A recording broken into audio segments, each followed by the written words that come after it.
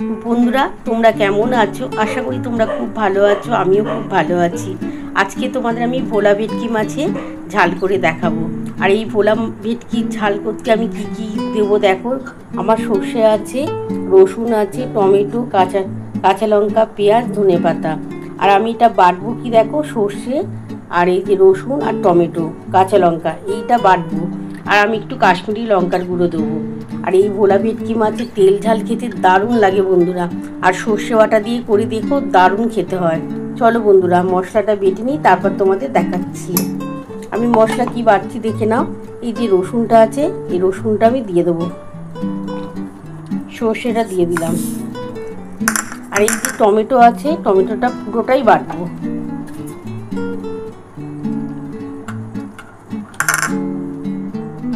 পুরো বাটবো। আর পেঁয়াজটা ভাজবো, আর ধনেপাতাটা তো নামাবার টাইমে দেবো। বন্ধুরা দেখো, কাঁচা লঙ্কা দিয়ে দিলাম।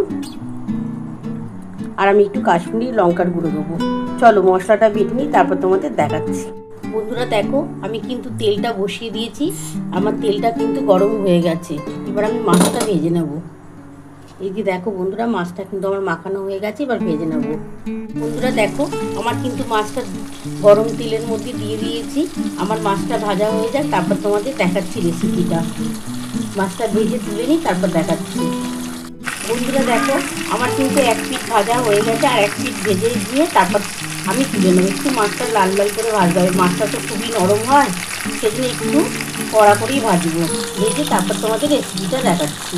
দেখো, আমার কিন্তু মশলাটা বাটা কমপ্লিট হয়ে গেছে। আর মশলাটা দেখে নিতে আমি কী কী দিয়েছি। আমি সর্ষে দিয়েছি, টমেটো দিয়েছি, রসুন দিয়েছি, কাঁচা লঙ্কা দিয়েছি। আমি এইগুলোই বেটেছি আজকে। কিন্তু এই দিয়ে আজকে রান্নাটা হবে। দেখো, আমার মাছগুলো সব ভাজা হয়ে গেছে, একটু লাল লাল করে ভেজেছি। এবার তুলে নিয়ে তারপর তোমাদের দেখাচ্ছি। বন্ধুরা দেখো, আমার কিন্তু মাছটা ভাজা হয়ে গেছে, নামিয়ে নিয়েছি। এবার এই তেলের মধ্যে আমি আর তেল দেবো না। এই তেলের মধ্যেই আমি এই যে পেঁয়াজ কুচিয়ে রেখেছিলাম, এটা দিয়ে দিলাম।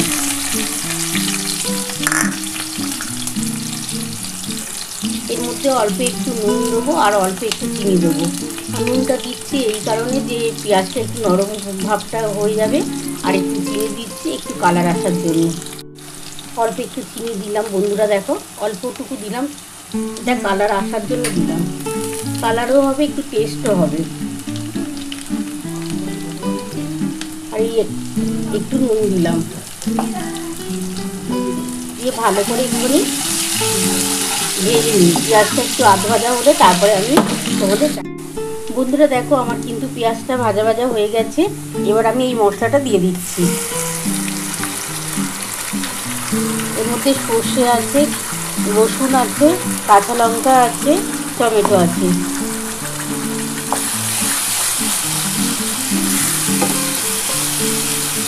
আমি তো অল্প একটু নুন দিয়েছি, আর অল্প একটু নুন দেবো, খুব বেশি দেবো না। নুন প্রথমেই আমি একটু দিয়েছিলাম। এবার হলুদ দেবো, কাশ্মীরি লঙ্কার গুঁড়ো দেবো। বন্ধুরা, আমি এবার হলুদ দিয়ে দিচ্ছি। আমি বড় চামচের 1 চামচ হলুদ দেবো। আমি 1 চামচের মতো হলুদ দিয়ে দিলাম। কাশ্মীরি লঙ্কার গুঁড়ো দিচ্ছি। এই যে বন্ধুরা দেখো, কাশ্মীরি লঙ্কার গুঁড়ো দিচ্ছি। এটা কিন্তু কালার হওয়ার জন্য দিচ্ছি, এটা কিন্তু ঝাল হয় না। আমি কাঁচা লঙ্কা যেহেতু বেটে দিয়েছি, ওই জন্যে অল্প একটু কাশ্মীরি লঙ্কার গুঁড়ো দিয়ে দিলাম। আর অল্প একটু নুন দিচ্ছি। নুন তো আমি প্রথমেই দিয়েছি না, অল্প একটু নুন দিলাম।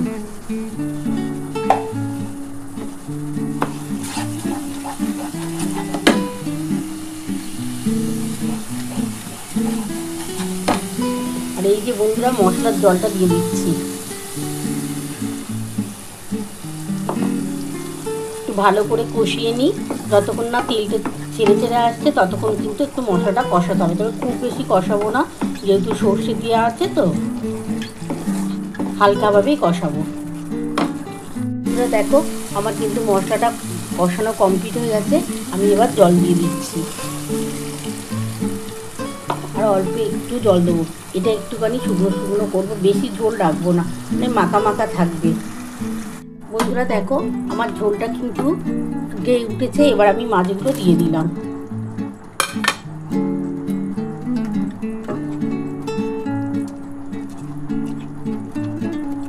এই ভোলা ভেটকি কিন্তু দারুণ খেতে লাগে বন্ধুরা। গরম ভাত দিয়ে তোমরা খেয়ে দেখো, দারুণ টেস্ট লাগে। এই মাছটা এমনিতেও টেস্ট হয় খুব, আর কিন্তু বেশি ঝোল রাখবে না। বেশি ঝোল রাখলে কিন্তু এই ভোলা ভেটকি মাছের টেস্টই পাবে না। একটু মাখা মাখা করবে, দেখবে ভাতের সাথে দারুণ লাগবে।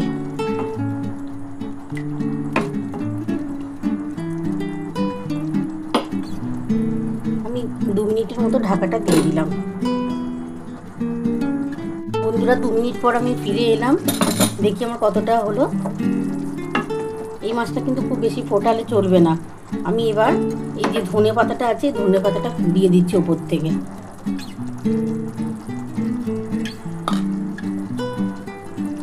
এই ধনে পাতাটা দিয়ে এবার আমি নামাবো, একটু ফুটিয়ে নিয়ে নামরা। দেখো আমার ভোলা ভেটকি মাছে ঝাল, তেল ঝাল নামানো কমপ্লিট হয়ে গেছে।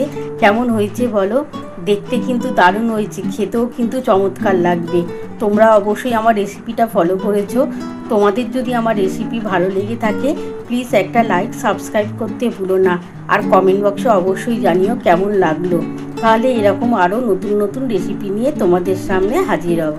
Thank you.